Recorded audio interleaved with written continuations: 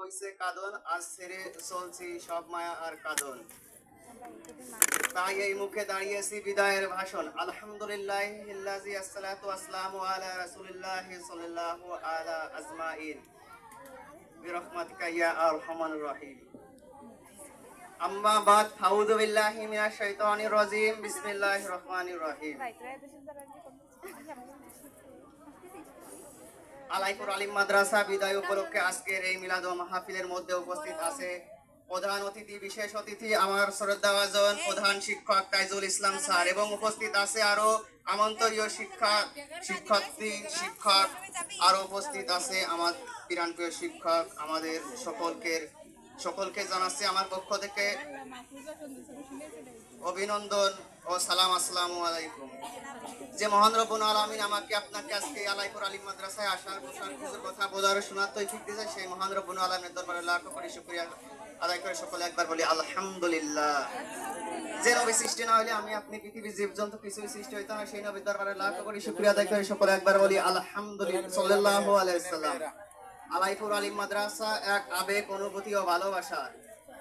এই কথা শুনতে তিতা লাগলেও একদিন প্রাণপ্রিয় ক্যাম্পাস ছেড়ে চলে যেতে হবে। তখন আমি আর বলবো না আমি আলাইপুর আলিম মাদ্রাসায় পড়ি, তখন আমি বলবো আমি আলাইপুর আলিম মাদ্রাসায় পড়তাম।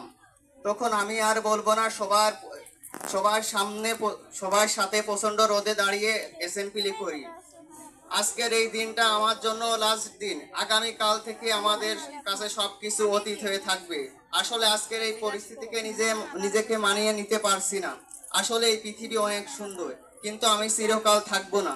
ঠিক তেমনি ভাবে এই মাদ্রাসায় ক্যাম্পাস, এই মাদ্রাসার মাঠ ঘাট এবং শিক্ষক শিক্ষিকা সবাই আমার কাছে অনেক সুন্দর। আফসোস, বাস্তবতা প্রেক্ষাপটে আমরা সবাই কাছ থেকে বিদায় নিচ্ছি। আসলে আমার শিক্ষকদের সাথে অনেক খারাপ ব্যবহার করেছি,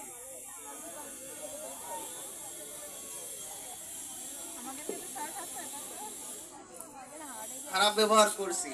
যেভাবে চেয়েছেন সেভাবে ব্যবহার করতে পারিনি। যদি অন্য মাদ্রাসায় পড়তাম তাহলে আমাদের টিসি দিয়ে বের করে দিত। আমাদের শিক্ষক সেটা না করে নিজেদের সন্তানের মতো আগলে রেখে লেখাপড়া করিয়েছেন। একটা জিনিস লক্ষ্য করলাম, এই রমজান মাসে প্রচন্ড রোদের মাঝেও আমাদের ছুটে আসছে কোচিং এ। আসলে এই স্মৃতি বলার মতো না। আপনাদেরকে ধন্যবাদ দিয়ে ছোট করব না। মহান আল্লাহ তাআলার কাছে একটাই চাওয়া, যেন আল্লাহ তাআলা জান্নাতের উত্তম মাকাম দান করে। শুনছি 40 জন